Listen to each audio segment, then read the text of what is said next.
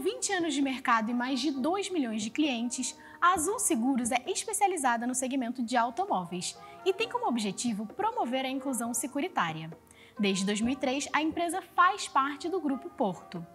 Com seus serviços, a Azul Seguros cria soluções acessíveis e eficazes para corretores e consumidores, incluindo a assistência 24 horas. Em 2024, as seguradoras estimam um crescimento do setor de 11,7%. E entre 2014 e 2023, a participação da Azul Seguros no segmento focado em veículos subiu de 6,5% para 8,8%, segundo os dados da SUSEP.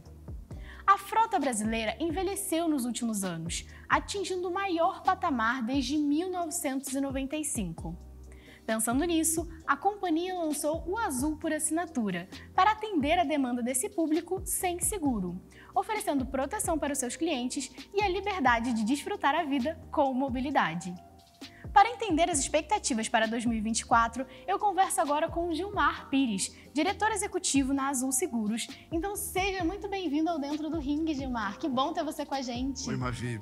Eu que agradeço. Obrigado pelo convite. Estou muito feliz de estar aqui com você, especialmente para falar um pouco sobre a Azul, né? E vai ser um prazer esse bate-papo para mim. Imagina, a gente que agradece muito ter você aqui. Para começar, né, a gente viu ali, né, que a expectativa para esse ano das seguradoras é de um crescimento acelerado. Olhando ali para o dado, né, a gente viu que tem esse número de 11,7% de crescimento. Voltando um pouquinho nos dados do ano passado, né, então de janeiro a junho de 2023, o segmento, né, das seguradoras lucrou aí mais de 181 bilhões, o que é um montante bastante representativo, né? Olhando para essas expectativas e pensando também no segmento, quais focos de atuação da Azul Seguros vocês estão elaborando para acompanhar esse crescimento? Legal. Mavi, primeiro eu queria te agradecer a introdução, que você contou um pouco a história da Azul, porque nem sempre o consumidor ouve o nome Azul e associa a Porto Seguro. Às vezes ele associa a Azul Linhas Aéreas. Ah, ele é pergunta verdade. assim, a Azul pertence a Azul Linhas Aéreas? E a gente sempre está contando cada vez mais essa conexão entre a marca Azul e a Porto. E você muito bem contou que a Azul começou no Grupo Porto em 2003. Na verdade, nós éramos uma empresa de capital estrangeiro, a Porto comprou, e nós demos o nome Azul. E dentro da sua pergunta, eu digo para você, a gente montou um projeto ao longo desses 20 anos que pudesse ter dois negócios complementares, duas empresas complementares, que atendesse a público diferente para o segmento de seguro de automóvel, né? A Porto, quando nós chegamos ao grupo, ela já era uma marca bastante reconhecida, uma empresa grande, né? Mas o mercado dizia assim, nossa, a Porto é cara, né? É muito chique, Ela é né? muito chique, né?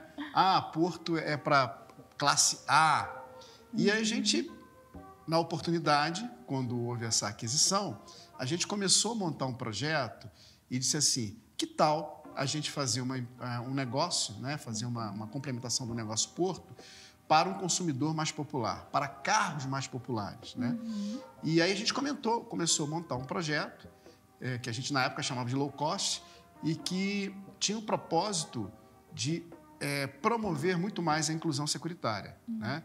E é importante dizer que a inclusão securitária, às vezes, não é só para aquela pessoa que tem um carro um pouco mais barato. Às vezes, tem pessoas que têm carros um pouco mais caros que não fazem seguro. É a consciência do brasileiro, né? O brasileiro Exato. não tem tanta consciência de que precisa ter um seguro. Tem gente que acha que assim, imagina, eu vou sair daqui da concessionária, daqui até em casa, nada vai acontecer. Exato. Mas aí é justamente quando ela tem uma surpresa, né? Exato. E aí, enfim. E aí ela vai ver a importância do seguro, né? E pasme, você falou muito bem, acredite, tem gente que sai da concessionária sem seguro, né?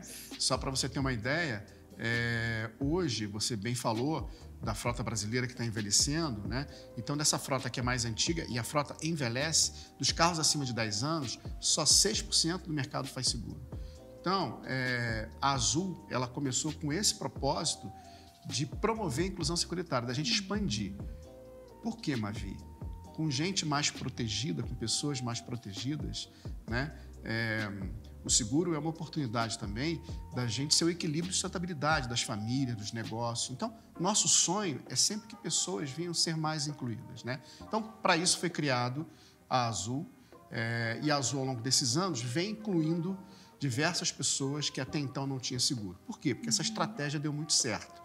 Eu acho que um mérito que nós tivemos ao longo desses 20 anos foi montar uma estratégia e preservar essa estratégia ao longo do tempo. Ou seja, não há canibalização, né? Mas tem pessoas que vêm para a Azul, saem da Porto para a Azul, vai da Azul para Porto, né? Quando bem necessitar, mas, acima de tudo, a gente começou a buscar esse público que não faz seguro, né? Então, nesse sentido, a Azul cresceu bastante ao longo desses 20 anos.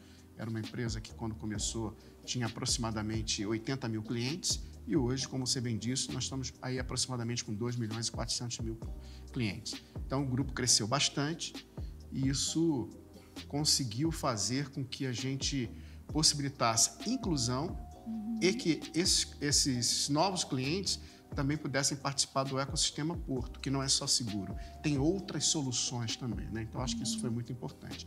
Voltando um pouco para a sua pergunta, o foco de atuação da Azul é, de fato, promover essa inclusão securitária, né? Então, a gente vem trabalhando ao longo do tempo, vem incluindo, e ao mesmo tempo, o nosso desafio sempre é como chegar a esse cliente. Hoje, aproximadamente 30% da frota brasileira tem seguros, então você tem 70% que não tem seguro, né?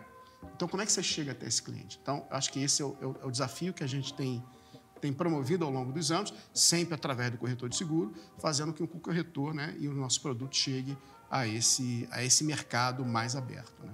Tem até um ponto também da importância do seguro dentro da educação financeira das pessoas, Exato. né? Porque quando você tem, infelizmente, alguma emergência, alguma necessidade de usar o seguro e você não tem, as pessoas acabam ou precisando retirar de uma reserva de emergência, né? Sim. Se elas têm essa reserva, que às vezes o brasileiro também não olha para isso, e se ele não tem, precisa, enfim, às vezes pegar um empréstimo, encontrar uma maneira para fazer o pagamento daquilo, né? Senão você vai ficar o quê? Sem carro, carro quebrado, enfim, não tem como, né? Isso. E é um bom ponto que você traz. Só para você ter uma ideia, assim, em termos de traduzindo em números, né? No ano de 23, a Azul devolveu à sociedade aproximadamente 2 bilhões e 800 milhões em indenização, né? O Grupo Porto, como todo, falando de automóvel, quase 9 bilhões de indenização. Então, você percebe quanto que isso, ao devolver à sociedade, isso equilibra. Eu sempre digo que o seguro é o embaixador da sustentabilidade. Você retoma aquela condição, nem sempre, né? Porque às vezes é uma situação, o sinistro traz outras perdas para a pessoa, mas, em geral, economicamente, o propósito do seguro, de fato, é você retomar aquela condição anterior. Não só sob o ponto de vista financeiro, mas também, na hora do problema, você prestar um serviço àquela pessoa, né? Então, como você bem disse, o brasileiro, normalmente a nossa cultura latina, não tem essa cultura preventiva, né? Exemplo que tem em países mais maduros.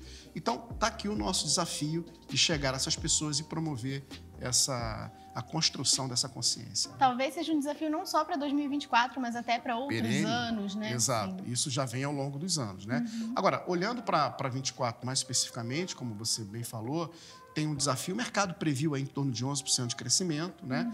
Nós estamos inseridos nesse contexto e a gente monta um plano, né, baseado muito nessa possibilidade da gente trazer novos clientes a partir de quê? De ofertas customizadas para esses clientes. Então, a gente busca estudar bastante o mercado. Hoje tem elementos, a gente já tem uma base de clientes bem relevante. Nós temos hoje aproximadamente 28% do mercado segurado do país. Nós somos líderes, né, no mercado. Então, isso nos permite, a partir das nossas bases, entender um pouco o mercado e buscar esse cliente sempre através do corretor de seguro. Levar ofertas adaptáveis a cada cliente. O ideal é que a gente pudesse...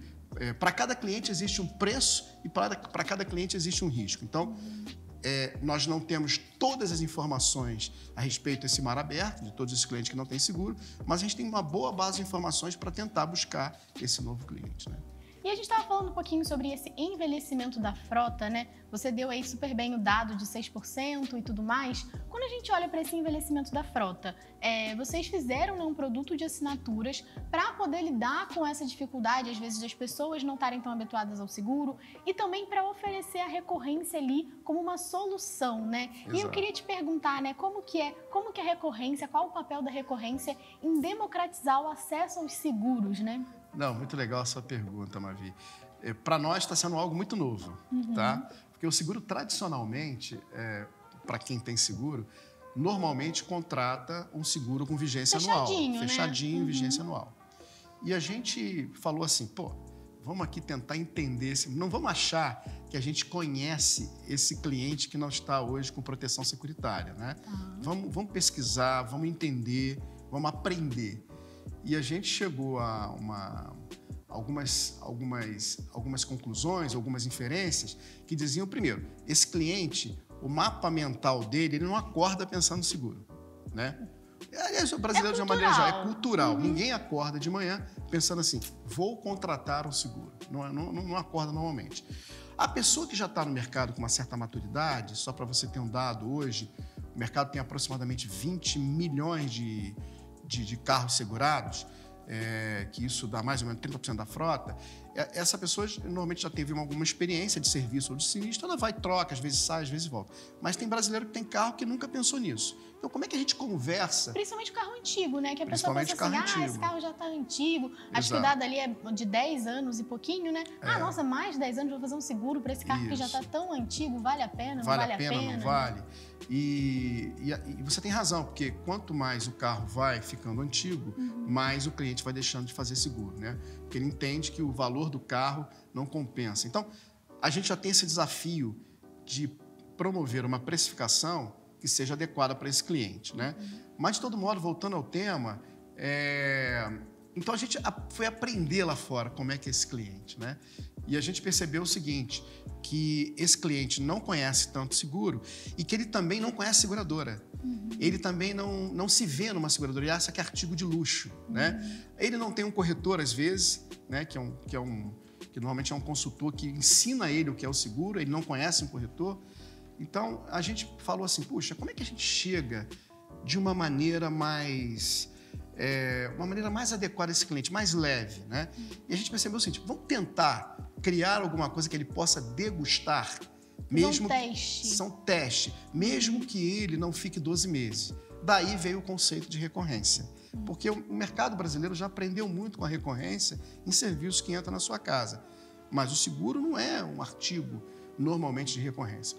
Então, a gente teve a oportunidade de ser a primeira companhia brasileira a fazer um produto por recorrência, né, buscando essa conversa, essa acessibilidade, essa democratização, essa percepção. Então, num produto de recorrência, ele debita no cartão de crédito dele, né, e ele tem a vigência e tem a cobertura do seguro para aquele mês. No outro mês ele debita, tem a cobertura de seguro, né? Então, aquilo tem um certificadinho digital, muito simples, muito democrático, com o valor do carro dele daquele mês, né? O seu carro vale, exemplo, 50 mil reais nesse mês. No outro mês a tabela FIP pode mudar e passar para 52 ajusta. Mas é muito simples. E aí, o processo disso, a ideia disso é que nós fizéssemos algo democrático. Exemplo, ele contratou hoje, mas se daqui a 3, 4 meses ele não tiver a condição de pagar, ele pode cancelar a recorrência, depois voltar. Exemplo, a gente percebe que tem casos que a gente vem aprendendo de muitos corretores que perderam seus clientes e eles ficam sem seguro e eles recuperam através do seguro de recorrência.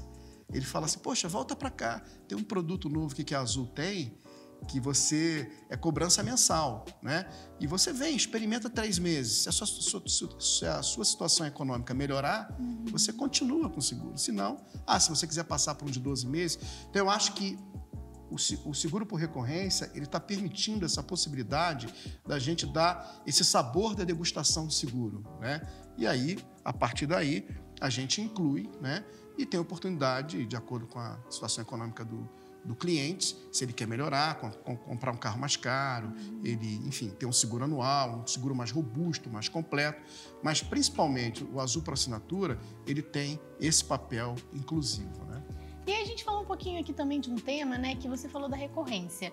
Mas aí vem o desafio de como precificar na recorrência, né? Porque não é o mesmo formato de precificação que você tem ali para o serviço anual, que tem 12 meses, né? Mas você comentou que tem tido sucesso, que está dando super certo. Como que foram esses estudos? Como que foi esse processo também de aprender a fazer outro tipo de precificação? Legal, é uma ótima pergunta, porque nós partimos daquilo que nós conhecíamos, né? Que é o seguro anual. E com o tempo a gente vem aprendendo, né? Então, por exemplo, uma dúvida que a gente sempre teve. O churning do seguro por assinatura é mais elevado do que um seguro tradicional? A gente vem aprendendo que não. Né? Então, a resposta que a gente vem tendo é que aquele cliente que tem entrado para a recorrência, o nível de cancelamento dele está no mesmo nível do que o tradicional. Ou seja, se faltou dinheiro ou se ele teve outra prioridade, é a mesma. Então, isso já é um aprendizado. Então, eu acho que a questão da precificação, Mavi, a gente tem a sorte e a oportunidade de ter uma base muito grande de clientes no país inteiro, né? Então, essa massa estatística, ela nos proporciona dar um start nessa precificação, usar esse aprendizado, essa experiência para trazer para o seguro por assinatura. Porque, na verdade, o seguro por assinatura, qual é a grande diferença dele?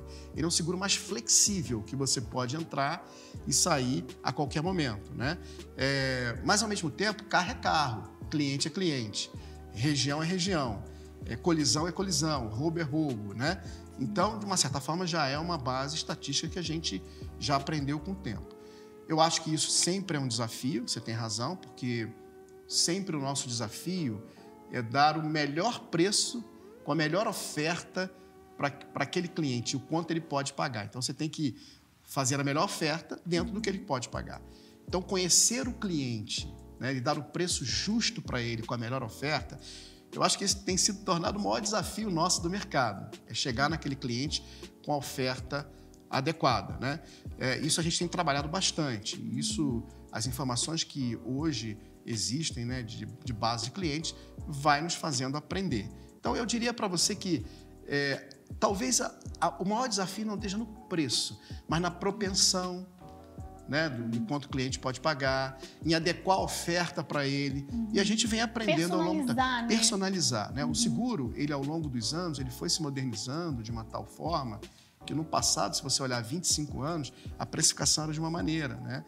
Com o tempo, a gente foi fazendo perguntas, né? Então, a gente criou o perfil, o mercado criou o perfil, a gente fazia perguntas, né? Qual é a distância que você dirige da sua casa, qual é a distância do seu trabalho para a sua casa, qual é o seu CEP, qual é o seu bônus, várias perguntas. Com o tempo, o próprio Azul por Assinatura, ele foi uma inovação no mercado, que hoje apenas com 3 perguntas do seu CPF, do seu CEP, né, e da placa do seu carro, a gente já consegue precificar, né? Então, isso torna, inclusive, o seguro mais simples, mais fácil para ele. É que a pessoa não quer também responder um super formulário, né, com milhões de exatamente, perguntas, né? Então, isso facilita a vida do corretor, né? E especialmente a vida do corretor. E o corretor também é um caminho da gente chegar a esse cliente que, às vezes, não tem seguro. Então, hoje as coisas estão mais simples e o nosso desafio é, a partir dessa simplicidade, dar o melhor preço mais justo para aquele cliente, né?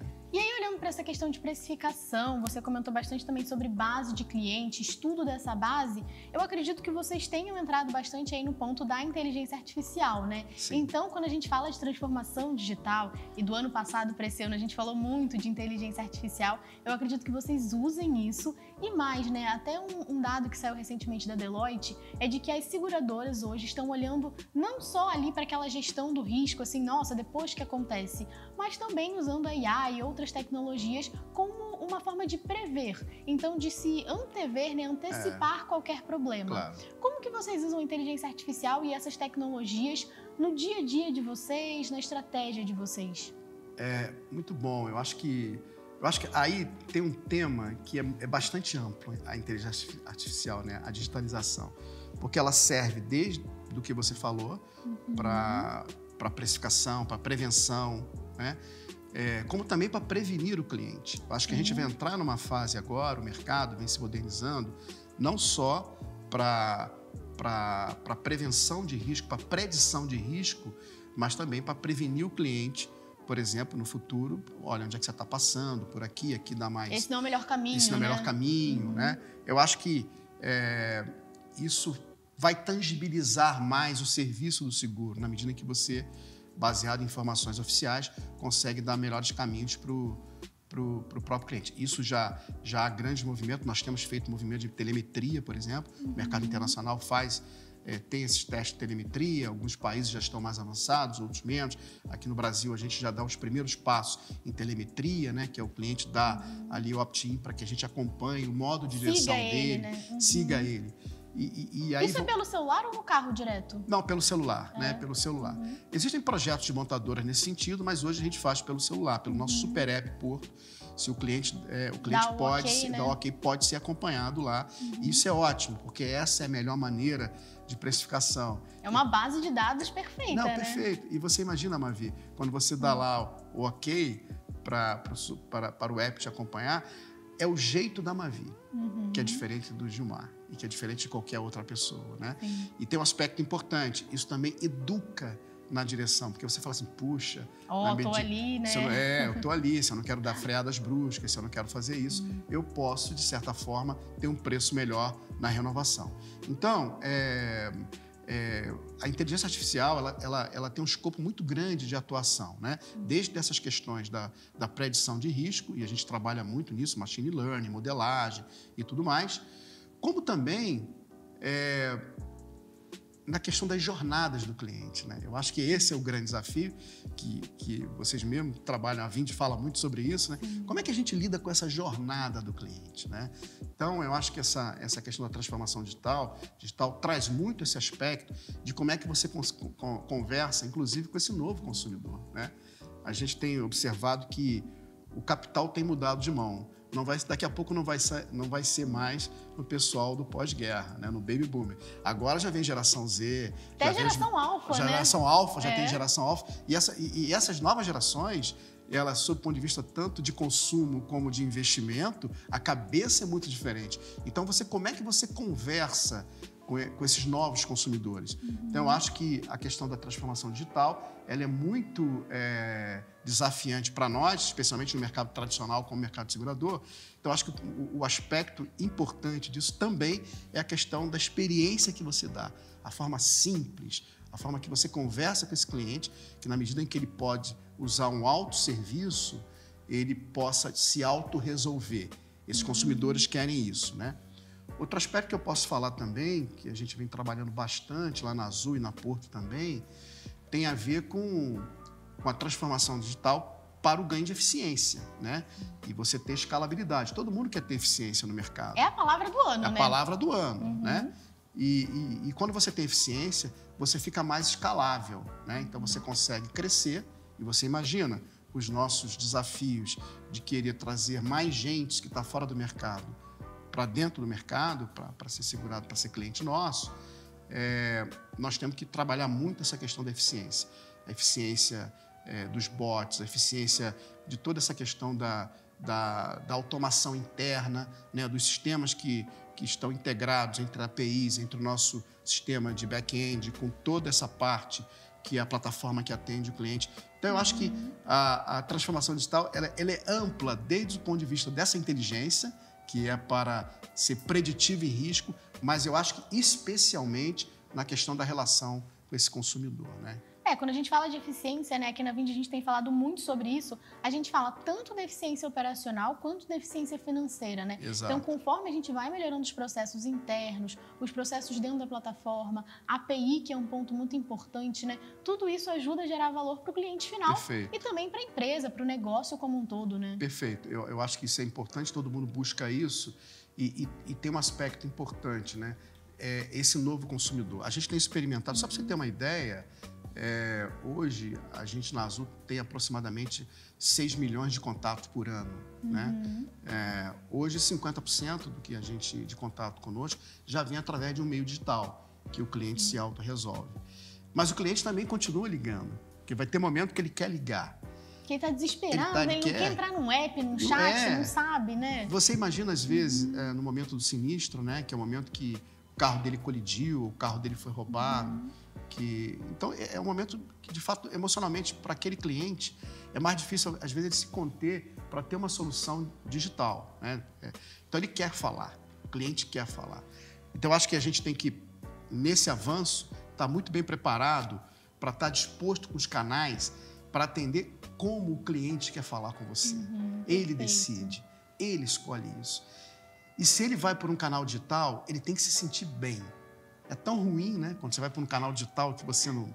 O cliente também, mesmo as gerações mais antigas, a gente está aprendendo a lidar com esse mundo novo. Mas uma coisa é certa, ele está mais intolerante a essas coisas. Então, a gente tem que trabalhar muito nesse sentido de dar esse conforto e essa forma fácil do cliente falar com a gente, né?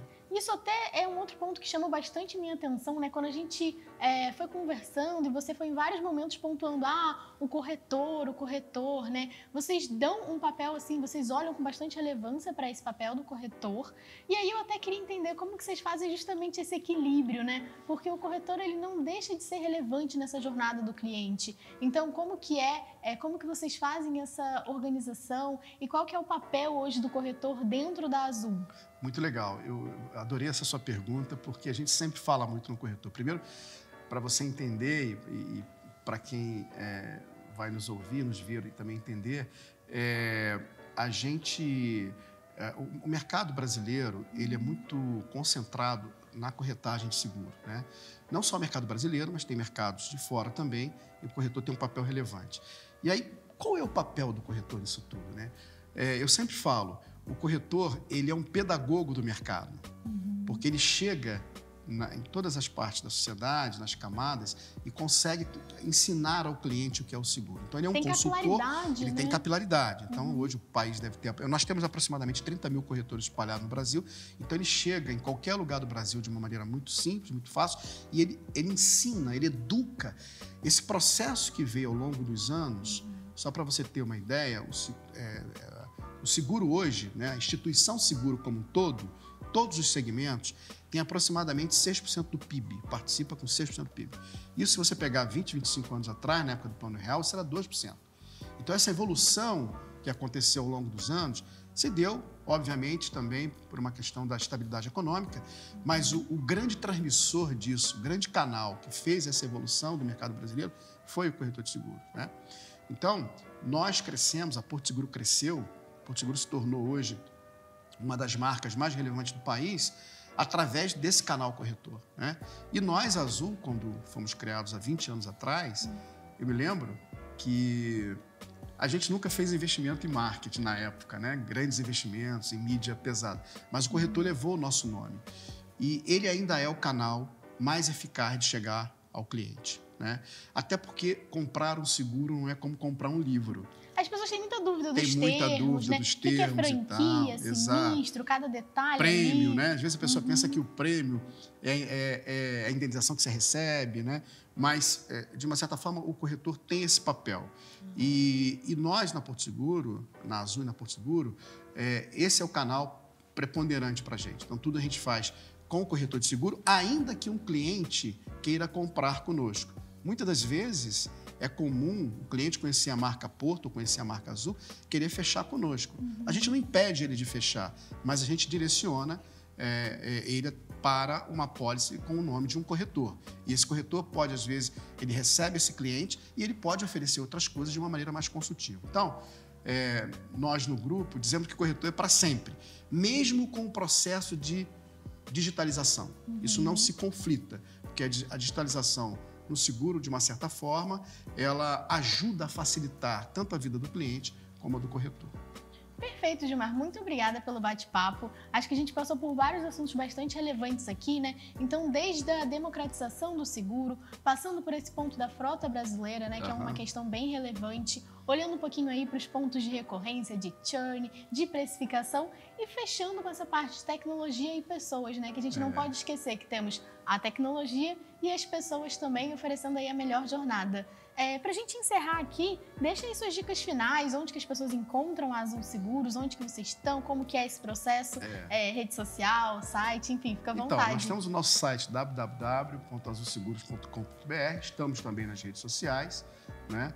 E o Azul por Assinatura é uma novidade, ele é bem recente no país, né? Feito por uma grande companhia, então é uma forma também da gente chegar a esse cliente. Mas eu diria que, acima de tudo, talvez o recado que eu possa dizer aqui é que, mesmo que haja toda essa tecnologia, eu acho que o que nós propomos no Grupo Porto Seguro e na Azul é um atendimento super acolhedor para as pessoas. Então, o nosso mote, o nosso negócio é servir pessoas. Para nós, o seguro é mais do que uma proteção financeira, mas é um benefício que a gente tem para ajudar pessoas a resolver suas questões. Então, no sistema, no ecossistema da Porto Seguro, às vezes você entra pela Azul Seguros, mas ali você tem outras soluções, né, dado pelo nosso super app, dado pelo nosso site, que o nosso consumidor também poderá adquirir através do corretor de seguro. Então, deixo esse recado, agradeço aqui a oportunidade, foi um prazer conversar com você, viu? Imagina. E estou sempre à disposição aí para falar da Azul e também do Grupo Porto. Muito obrigada. Para você, nosso ouvinte, ou pessoa aí que está assistindo na nossa audiência, muito obrigada por acompanhar a gente até aqui. Vale lembrar também, já que a gente falou bastante de recorrência nesse episódio de assinatura, a pesquisa de assinaturas da Vind, em parceria com a Opinion Box, já foi lançada, a edição de 2024 está no ar e tem bastante dado legal para você acompanhar esse mercado da recorrência e entender como que as informações dos clientes, dos consumidores, impactam e geram insights para os negócios. Muito obrigada e até a próxima!